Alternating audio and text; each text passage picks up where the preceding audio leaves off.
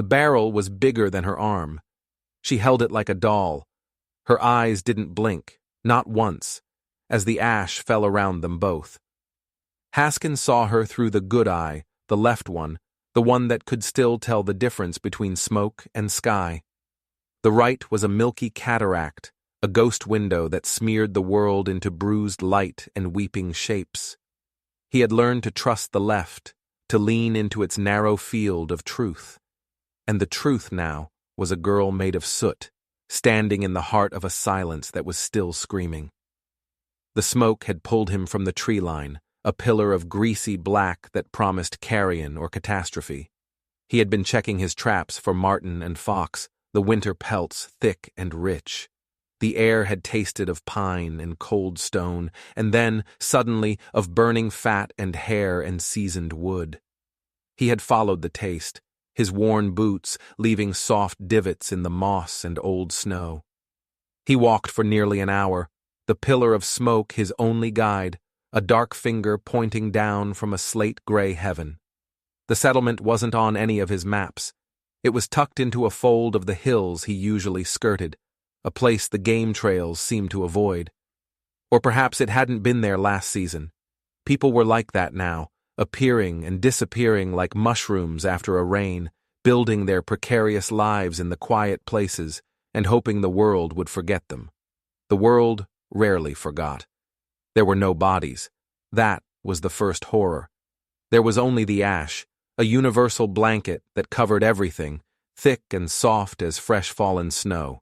It coated the skeletal remains of longhouses, the charred stumps of what might have been a palisade, the ghostly outlines of pathways and cooking pits.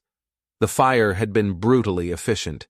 It had eaten everything down to the bone, and then the bone itself, leaving only this gray dust, this memory of substance. The silence was absolute, broken only by the whisper hiss of the ash settling and the wet, hollow sound of his own breathing. Through the good eye, he saw a flicker of knot gray, a patch of skin.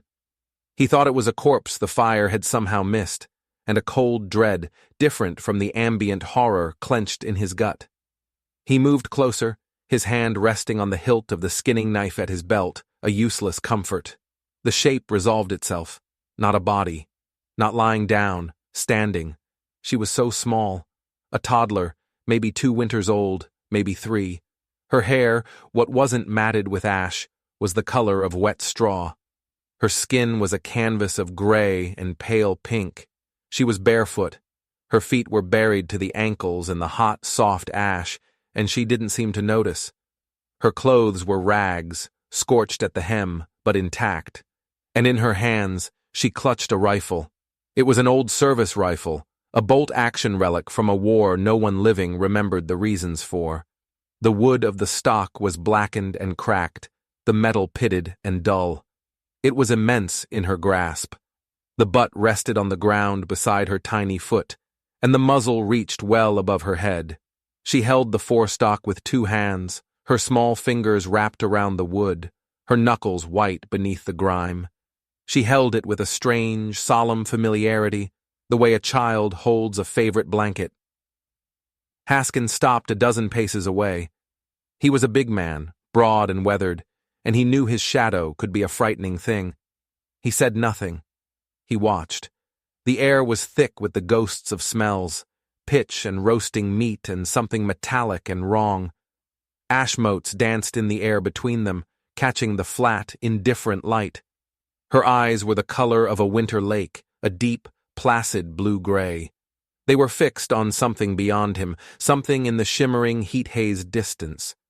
They did not blink. He took a slow step forward. The ash crunched under his boot.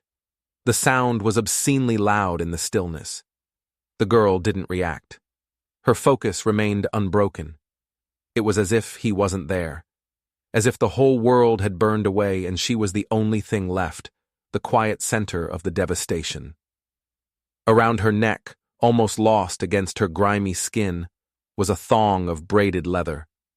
From it hung a small, flat piece of hide, hardened and dark. It was etched with symbols. He squinted with his good eye, trying to make them out. They weren't letters, not from any alphabet he knew. They were intricate, geometric patterns, sharp angles and swooping curves woven together. They looked less like writing and more like maps of stars, or the pattern's frost leaves on a window pane. They were alien, and they felt important. "Hello?" His voice was a rasp, unused for days. It sounded like stones grinding together. The girl's gaze didn't flicker. Her stillness was unnatural. It was the stillness of a hunting cat, or a thing made of stone. He had seen shell shock in men after skirmishes over trade routes, a look of vacant distance. But this was different. This was a deeper calm, a foundational quiet. He took another step, and another. He was close enough now to see the fine, pale lashes that fringed her unblinking eyes, close enough to smell the smoke baked into her skin, the faint, sour scent of a child who needed washing. He knelt, sinking onto one knee in the ash, trying to make himself smaller. The ash was warm against his breeches. "Little one," he said, his voice softer this time. Are you all right?" A stupid question. The world had ended around her. How could she be all right? But words were all he had. They were poor tools for a moment like this. He saw her throat move, a tiny swallow. Her lips, chapped and pale, parted. A sound came out. It wasn't a cry or a word, but a soft, breathy syllable. A name. It sounded like wind moving through dry reeds, like shale splitting under pressure. It was full of consonants that didn't belong together, a glottal stop and a sibilant hiss that his tongue couldn't form. Cutscene. It was gone as soon as it was spoken, a ghost of a sound. He tried to catch it, to hold it in his mind. Kashin? No, that wasn't right. The end was sharper, the beginning rougher. He tried to shape it with his own mouth, silently at first. The muscles felt clumsy, ill-suited to the task. "What was that?" he asked gently. "Can you say it again?" She didn't. The moment had passed. Her lips closed. Her gaze remained distant. She had given him the one thing she had, and he had failed to receive it. The weight of that failure settled on him, as real and as heavy as the rifle in her hands. He stayed kneeling for a long time. The ash continued its silent fall.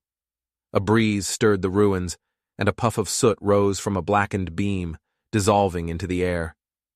He couldn't leave her here. It was unthinkable. Whatever had happened, whatever she had seen, she was alive. A living thing in a city of dust. He reached out his hand slowly, palm up. A peace offering. "I'm not going to hurt you," he said. "My name is Haskin. Haskin Vey." His name sounded blunt and clumsy after the delicate whisper of hers. He felt a sudden sharp shame for it. Her eyes, for the first time, shifted. They moved from the horizon and landed on his outstretched hand. They were not a child's eyes. They held no curiosity, no fear, only a vast, ancient weariness. They saw his hand, covered in old scars and calluses, and seemed to assess it, to weigh its intent. "I have to take you from here," he said, his voice low and earnest. "It's not safe. The ash. It's not good to breathe." He looked at the rifle. He couldn't just take her. The weapon was part of her, an extension of her stillness. She held it with such purpose, such gravity. To separate them felt like a violation. We'll take it with us," he decided. He reached forward, moving with the slowness he used when approaching a trapped animal. He put one hand on her small, bony shoulder. She was trembling, a fine, high-frequency tremor that ran through her whole body, though her face remained impassive. With his other hand, he gently took hold of the rifle's stock. Her fingers were surprisingly strong. For a moment, she resisted, her grip tightening. "It's all right," he murmured, his voice a low rumble. "I'm not taking it. We're taking it. Together." Slowly, her fingers uncurled. He lifted the heavy rifle, the weight of it surprising him. It was a solid, deadly thing. He stood up, the rifle in one hand, his other hand still on her shoulder. Then, carefully, he bent and slipped his arm behind her back, another under her knees, and lifted her. She was lighter than the rifle. She was a thing of air and bone and soot. She didn't fight him. She didn't wrap her arms around his neck. She simply allowed herself to be lifted, her body pliant but not limp. As he held her against his chest, her head rested in the hollow of his shoulder. Her unblinking eyes now stared out at the ruined world over his back. He had her. And he had the rifle. He held one in each arm, a grotesque parody of a father, a warrior, a scavenger. He turned and walked away from the heart of the ash, his boots sinking and crunching with each step. He didn't look back. There was nothing to see but endings. He walked towards the tree line, towards the world that was still, somehow, alive. The string of hide with its unreadable name bounced gently against her chest with each of his steps. He could feel it through his coat, a small, hard knot of identity he could not untie. He tried to say her name again in his mind. Kessin? Hassan? It was already gone, lost to the whispering ash. He was walking into the wild with a ghost, a weapon, and a name he was never meant to carry. The journey back to his cabin was a slow-motion dream. The world, already blurred by his damaged right eye, seemed to lose its edges entirely. The trees were smudges of green and brown, the sky a smear of white.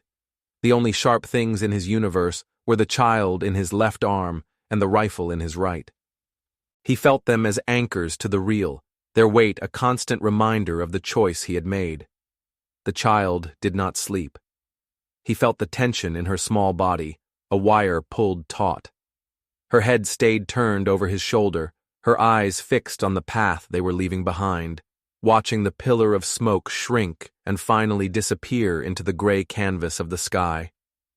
She didn't make a sound, not a whimper, not a sigh. The silence that had emanated from her in the ashes had come with them, a portable shroud that deadened the sounds of the forest. The chatter of a squirrel, the call of a jay, they seemed to reach him from a great distance, filtered through her quiet. He shifted the rifle from hand to hand as his muscles cramped. The weapon was awkward, unbalanced. It was made for killing, not for carrying through dense woods alongside a child. The muzzle snagged on low-hanging branches, and the butt knocked against his leg. Each time, it sent a dull, metallic vibration through his body. It felt like a cold, dead thing, but a thing with history, with intent. He wondered how many hands had held it before the girls. He wondered what it had done. He wondered why a child so small would cling to it as if it were her only kin. The cabin was a small, dark shape against the snow-dusted pines when they finally reached it. It was more of a hovel than a home, built of rough-hewn logs he'd shaped himself, chinked with moss and mud. A thin tendril of smoke, the ghost of his morning fire, curled from the stone chimney. To his own eyes, it was a fortress of solitude. Seen through hers, he could only imagine it as another dark place in a world of shadows. He pushed the door open with his shoulder. The single room inside was dim, smelling of wood smoke, tanned hides, and dried herbs. A stone hearth dominated one wall. A crude table and a single stool stood in the center. Piles of furs, mink, beaver, fox, were stacked in a corner, their value waiting for the thaw and the journey to a trading post that might or might not still exist. His sleeping pallet, a bed of pine boughs covered with a bearskin, lay beside the hearth. He set the rifle down first, leaning it carefully against the wall next to the door. It looked wrong there, an object of precise violence in a place of rough survival. Then, gently, he lowered the child to the floor. Her bare feet made no sound on the packed earth. She stood where he put her, her arms now hanging limp at her sides. She looked around the small room, her gaze sweeping over the hanging snares, the stacks of firewood, the drying strips of venison, her expression unchanging. Her eyes, he noticed now in the better light, had tiny flecks of gold in their gray depths, like sparks in a dying fire. He needed to clean her. The ash was a corrosive thing, and it was caked on her skin, in her hair, under her fingernails. He stirred the embers in the hearth, adding a few small logs until a weak flame licked at the wood. He filled his iron kettle with water from a bucket and set it on a hook over the fire. While the water heated, he found a piece of soft, worn deerskin and a sliver of lye soap. He approached her slowly. "I need to wash the ash off," he said. "It will make you feel better." She watched his hands as he dipped the cloth into the basin of now warm water. She didn't flinch when he touched her face, starting with her forehead and gently wiping downwards. The water ran gray instantly. He rinsed the cloth and wiped again. Pale, freckled skin emerged from beneath the layer of soot. He cleaned her cheeks, her nose, her chin. Her skin was so soft it felt like it might bruise from his rough touch. He was clumsy, his hands more used to skinning animals and setting traps than to this delicate work. When he reached for the leather thong around her neck, her hand shot up and clamped over his wrist. Her grip was startlingly firm, her small fingers digging into his skin. Her eyes, for the first time, focused directly on his, and in their depths was a flicker of something sharp and fierce. It was the first real expression he had seen from her, and it was a clear warning. "All right," he said, pulling his hand back slowly. "All right. I won't touch it." He left the necklace alone, cleaning around it as best he could. He washed her arms, her legs, her small, dirty feet. The water in the basin turned black. He washed her hair, combing through the matted tangles with his fingers, working out the knots of ash and grime until it hung in damp, straw-colored strands around her face. Through it all, she stood as still as a statue, her hand only releasing his wrist when he was finished with her face. He found an old linen shirt of his, one that had shrunk in a long-ago washing. On her, it was a dress, swallowing her small frame, the sleeves hanging far past her hands. It was clean, and it smelled of him, of wood smoke and pine. She seemed to disappear inside it. She was clean, but she was still a stranger, a small, silent enigma in the center of his world. He gave her a piece of dried venison. She took it in her small hand but didn't eat it. She just held it. He sat on his stool and watched her, the firelight casting long, dancing shadows on the walls. The rifle stood by the door, a silent sentinel. He tried the name again in his head, the sound she had made. It was like trying to remember the shape of a cloud. Katzin. The harder he tried to grasp it, the more it slipped away. The failure was a physical ache in his chest. A name is the first thing you own, the first gift you are given. He had lost hers. "I don't know what to call you," he said to the quiet room. She didn't respond, of course. She was staring at the rifle. "I have to call you something," he continued, more to himself than to her. He thought of names he knew, simple names, Elspeth, Maeve, Anna. They all felt wrong, like putting a saddle on a wolf. They were names from his world, his culture.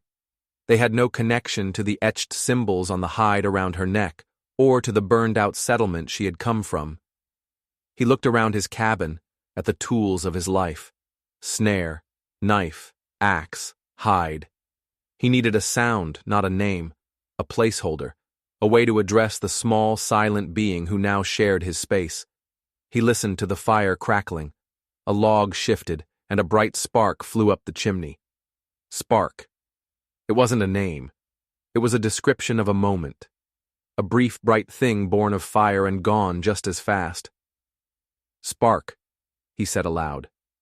The word felt small and inadequate, but it was all he had. The girl's head turned from the rifle. She looked at him. Her eyes held his for a long moment. There was no recognition, no acceptance, just a deep, abyssal quiet. But she had heard him. She had turned. It would have to be enough. The days that followed fell into a strange, silent rhythm. Haskin would rise before the sun, stoke the fire, and go out to check his traps.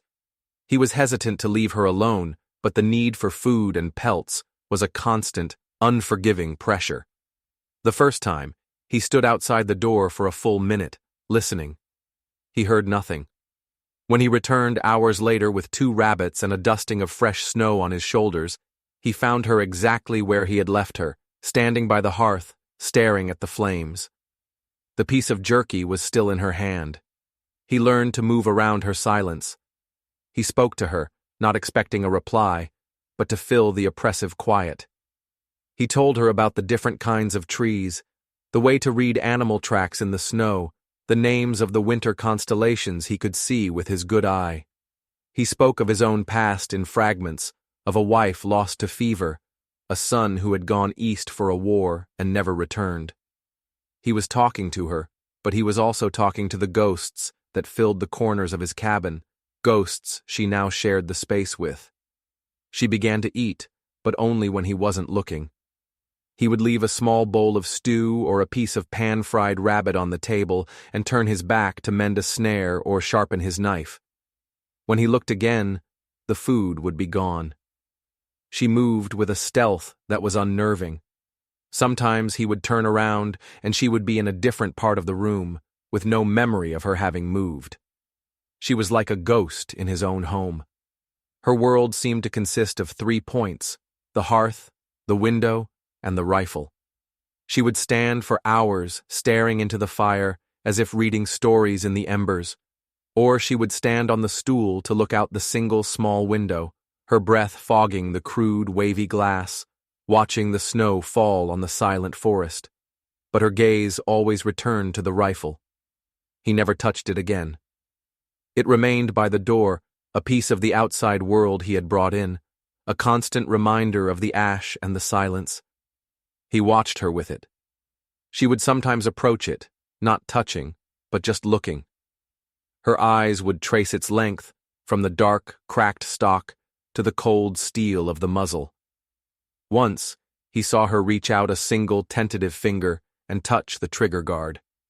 The gesture was so full of a strange, adult reverence that a chill went down his spine. What did this weapon mean to her? Was it a protector?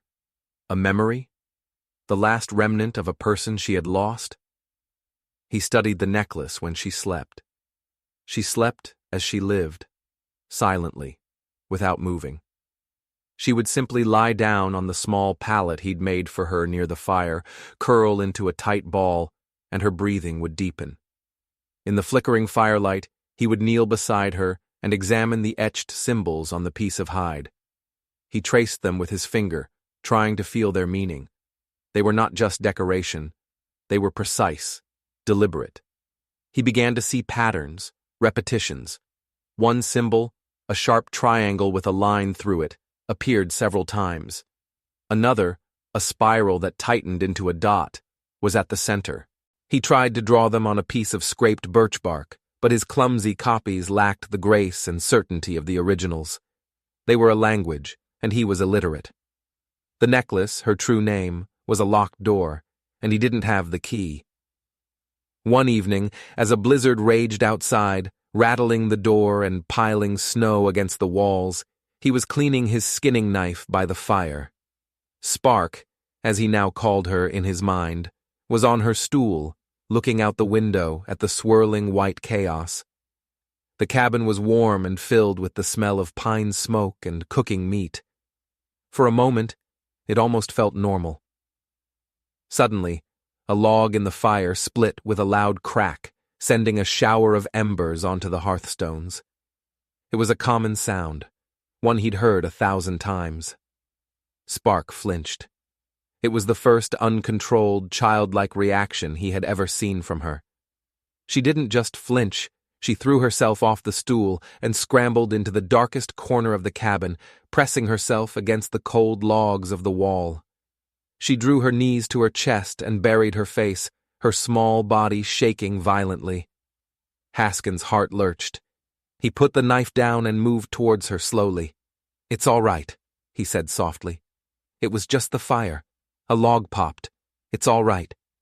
He reached a hand out to touch her shoulder, but she recoiled, pressing herself harder against the wall. A sound came from her, a low, guttural keen, a sound of pure, distilled terror. It was the sound of a memory being ripped open. The sound of burning, the sound of falling timbers and splitting wood.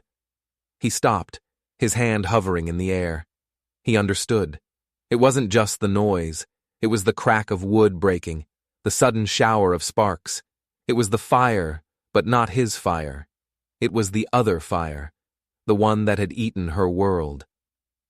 He retreated, sitting back down on his stool, his back to her. He gave her the space she needed. He didn't speak. He just sat and listened to the storm outside and the sound of her ragged, terrified breathing inside. He felt a profound, crushing helplessness. He could give her food, shelter, warmth, but he couldn't protect her from the memories she carried inside her. He couldn't even name her. The name he had given her, Spark, felt like a cruel joke in that moment, a name that invoked the very thing that terrified her. He had failed her again. After a long time, her breathing evened out. The shaking subsided. He risked a glance over his shoulder. She was still in the corner, but her head was up. Her eyes were fixed on him, wide and dark in the firelight. They held no accusation. Only a vast, hollow emptiness, the look of someone who has returned from a terrible place and is not sure where they have landed. He turned back to the fire. He had taken her from the ashes, but the ashes were inside her. He had given her a name, but it was a lie. He was a caretaker of a life whose story he could not read, a guardian of a sorrow he could not soothe. The rifle stood by the door, a cold, hard piece of her past. The necklace lay against her chest, a map of her identity he could not follow. And outside, the world was white and silent, burying everything under a clean, cold blanket, a temporary absolution that could not last. The thaw would come, and with it, the world would remember. He knew with a certainty that settled deep in his bones that someone, somewhere, would be looking for a girl, a rifle, and a name. The winter deepened, locking the world in ice. The sun was a pale wafer in the sky, offering little light and less warmth. Life in the cabin settled into a routine born of necessity and silence. Haskin hunted, trapped, chopped wood, his movements economical and practiced. Spark watched. She was his shadow, a small, quiet presence at the edge of his vision. She was growing, her thin limbs filling out slightly with the regular, if meager, food. The hem of his old shirt no longer dragged on the floor. She never went to the corner again. The fear, once unleashed, had retreated back into the deep well of her stillness. But a change had occurred. She no longer sought the fire. She would still sit near it for warmth, but she no longer stared into the flames. Her attention was now almost entirely devoted to the window and the rifle. They were the two poles of her existence, the world outside and the object from her past. She began, in her silent way, to help. When he came in, shaking snow from his coat, she would be standing by the woodpile, a single, small log held in her two hands, an offering for the fire. When he prepared meat, she would stand near the table, watching his hands, and would later take the scraps he left for her without him having to turn his back. They were small gestures, tentative bridges built across the chasm of silence between them. He would thank her with a nod or a soft, "Good girl, Spark," and she would respond with that unnerving, unblinking stare. The name still felt wrong on his tongue, a stone in his mouth. One afternoon, the light was failing early, the sky heavy with the promise of more snow. Haskin was stretching a fox pelt on a wooden frame, his fingers deft and sure. Spark was at the window, standing on her stool. He heard her make a sound. It was not a word, just a soft intake of breath, a tiny gasp. He looked up. "What is it?" She didn't turn. She pressed her face closer to the glass, her small hand resting on the pane. He put the pelt down and went to her side, peering over her head. At first, he saw nothing but the familiar ranks of pine trees, their branches heavy with snow. The forest was still. But she was looking at something. He followed her gaze, squinting with his good eye. There. A flicker of movement, not an animal. It was too deliberate, too slow. Far out, near the edge of the clearing where the woods grew thickest, a figure stood. It was tall and slender, wrapped in what looked like pale hides or furs, blending almost perfectly with the snowy landscape. It was motionless, watching the cabin. Haskin's blood went cold. He pulled Spark away from the window, his hand gentle but firm on her shoulder, and guided her to the hearth. "Sit," he whispered, his voice urgent. She obeyed, her eyes wide, fixed on his face. He went to the door and picked up the rifle. Her rifle. The cold weight of it was both terrifying and reassuring. He checked the action. It was stiff but functional. He didn't know if it was loaded. He didn't know how to check without making a sound. He stood beside the window, concealed by the wall, peering out through a crack between the rough-hewn logs. The figure was still there. A watcher, not approaching, just present. As he watched, a second figure emerged from the trees to stand beside the first, and then a third.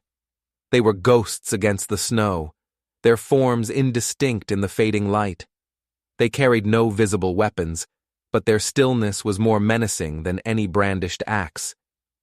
They were not raiders. Raiders were loud, violent, and quick. This was something else. This was a patient, cold reckoning. He knew, with absolute certainty, that they were her people. They had come for her. His heart hammered against his ribs. He had imagined this moment, played it out in his mind 100 times. He had pictured anger, violence, a demand for vengeance. He had prepared to defend himself, to defend her. But the reality of their silent, watchful presence was different. It wasn't an attack. It was a summons. He looked at Spark. She was sitting by the fire, her hands clasped in her lap. She was watching him, her gaze steady. There was no fear in her eyes, only a profound, knowing quiet. It was as if she had been waiting for this all winter. He felt the rough stock of the rifle in his hand, the coldness of the etched necklace against her skin, the wrongness of the name he had given her. All these things were tangled together, a knot of his own making. He had taken her to save her, but in doing so, he had stolen her. He had kept her safe, but he had kept her from her own story. The choice was not his to make. It never had been. He was just a chapter, an interruption. Her story was out there, in the snow, waiting. He leaned the rifle against the wall and walked to the hearth. He knelt in front of her, so his face was level with hers. "Your people are here," he said, his voice barely a whisper. She did not react. She just watched his face.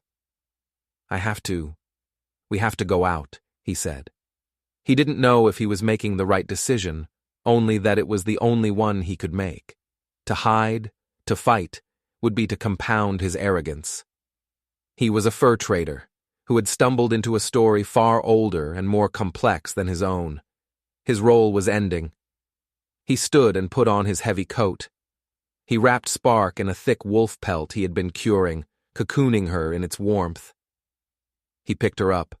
She was light in his arms, her head resting on his shoulder. Then he reached down and took the rifle in his other hand. He was as he had been when he first found her, a man holding a child and a weapon. He opened the cabin door. The cold air hit him like a physical blow. The three figures were still there, at the edge of the trees, unmoving. They watched as he stepped out into the snow. The snow was deep, coming up to his knees. Each step was a struggle. He held the girl tight, his boots sinking into the white powder. The world was utterly silent, the snow damping all sound. There was only the crunch of his own footsteps and the soft, rhythmic puff of his own breath turning to frost in the air. He did not walk towards them aggressively. He walked to the center of the clearing, a midpoint between his world and theirs, and he stopped. The three figures remained at the tree line, their faces obscured by distance and the falling dusk. They were elders, he could sense it now. There was an ancient stillness to them, a patience carved by countless winters. Haskin slowly, deliberately, knelt in the snow. The cold seeped through his breeches instantly, a sharp, biting pain. He lowered himself onto both knees, an act of supplication, of surrender. This was not the posture of a warrior. It was the posture of a man admitting his ignorance. With one hand, he held the girl, wrapped in the wolf pelt. With the other, he rested the butt of the rifle in the snow beside him. He bowed his head, his gaze lowered to the ground in front of him. He had brought them back. The child, the weapon. He was returning what he had taken. He waited. The silence stretched, becoming thin and taut. He could feel their eyes on him, a heavy weight.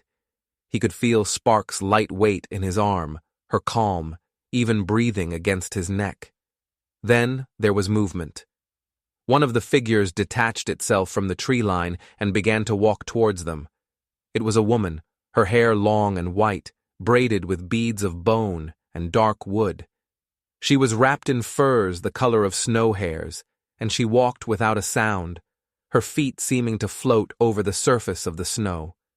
She was old, her face a beautiful, intricate map of wrinkles, but her eyes were sharp and clear. She did not look at Haskin. Her gaze was fixed entirely on the child. She stopped a few paces away. She began to speak. Her voice was low and melodic, the words strange and beautiful, full of the same soft hisses and hard stops as the name the girl had spoken in the ashes. It was the language of the etched symbols. She was speaking to the child, a long, sorrowful recitation. Spark stirred in Haskin's arms. She turned her head, and for the first time since he had found her, she reached out. Her small, mittened hand extended towards the old woman. The woman's eyes filled with tears, which did not fall but seemed to freeze on her lashes. She answered the child's gesture by reaching out her own hand and gently, reverently, touching the piece of hide that hung around the girl's neck. Her fingers traced the symbols, her lips moving silently, as if reading the story etched there. Then she looked at Haskin. Her eyes were not angry. They were filled with a grief so profound it was like a physical force. It was the grief of a people, of a history. She looked at him, then at the rifle resting in the snow. She spoke again, a single question. The word was alien, but the tone was universal. What do you call her? Haskin's throat was tight. He felt a deep, burning shame. He could not speak the true name. He could not offer the lie he had created. He could only confess his failure. I don't know her name, he said, his voice rough with emotion. I couldn't say it. The old woman listened. She seemed to understand, not his words, but the truth behind them. She nodded slowly, a gesture of immense sadness. Then she looked back at the child, and she spoke the name. The real name. It was clearer this time, spoken with love and sorrow, with the authority of kinship. Katsin. The sound was exactly as he remembered it from the ashes, a piece of music his own throat could not produce. It was the sound of wind and stone, of home. At the sound of her name, the child, Katsin, turned in his arms and looked at him, really looked at him for the first time. Her eyes were clear. The ghost was gone. The stillness was replaced by a simple, heartbreaking recognition. She saw him. The man who had carried her from the fire, the man who could not name her. The other two elders had moved from the trees. They were men, as ancient as the woman, their faces like carved rock. They came and stood behind her, their presence a silent confirmation. One of them looked at the rifle, and he spoke to the old woman in their language. His voice was a low rumble, like distant thunder. The woman listened, then she looked at Haskin again. She began to speak, and this time she did not stop. She spoke for a long time.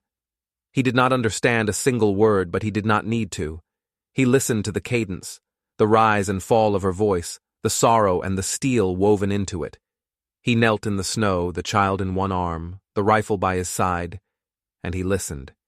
He was listening to the story of the rifle, an ancestral weapon passed from guardian to guardian, a symbol of their survival. He was listening to the story of the settlement, a place of peace, destroyed not by warriors, but by a plague of fire, a wildfire that had moved faster than deer, consuming everything in its path. He was listening to the story of her parents, who had placed their daughter in the only fireproof place they knew, a small stone grain silo, with the rifle, the embodiment of their people's will to endure, and the necklace, the story of her lineage, and had run back into the flames. He was listening to the story of their search, following the cold trails, listening to the whispers of the forest, looking for the ghost of a child who carried the ghost of their future. He didn't understand the words, but he understood everything. He understood the weight of the weapon he had carried so casually. He understood the sanctity of the name he had failed to honor. He felt the full, crushing weight of their history, a history he had blundered into, a history he now knelt within. The old woman finished speaking. The silence returned, but it was a different silence now. It was not empty. It was filled with the story he had just been told. She stepped forward and held out her arms. It was time. Haskin looked down at Katzin one last time. He saw the flecks of gold in her gray eyes. He saw the ghost of the ashes, the shadow of the winter they had shared. He leaned his head forward and rested his forehead against hers for a single, fleeting moment. A silent apology, a silent farewell. Then he placed her gently into the old woman's arms. The child went without protest. She settled against her grandmother's shoulder, her small hand clutching the woman's white braid. She belonged there. She was home. The old woman held her kin, and her eyes met Haskin's. In them he saw not forgiveness, not gratitude, but a shared, sorrowful understanding, a recognition of the man who, in his blindness, had kept a promise he didn't know he was making. One of the old men stepped forward and picked up the rifle from the snow. He held it with a familiarity that spoke of generations. He nodded at Haskin, a short, sharp gesture of acknowledgement. A debt paid, a balance restored. Then, as one, they turned. The three elders and the child, a small, weary procession, walked back towards the tree line. They did not look back. They moved into the deepening blue twilight of the forest and were swallowed by the trees, becoming ghosts once more. Haskin remained kneeling in the snow. His arms felt unnaturally empty. The cold had seeped deep into his bones, but he didn't feel it. He stayed there as the last of the light failed and the stars began to appear, cold and sharp in the black sky. He was alone again, in the center of the clearing, surrounded by a silence that was finally, truly, his own. The weight of the child was gone. The weight of the rifle was gone. But the weight of the name, the beautiful, impossible name, Katzin, that remained. It settled in his heart, a name he would carry forever, a name he would never be able to speak, a reminder of the story he had been allowed, for a short and silent winter, to listen to.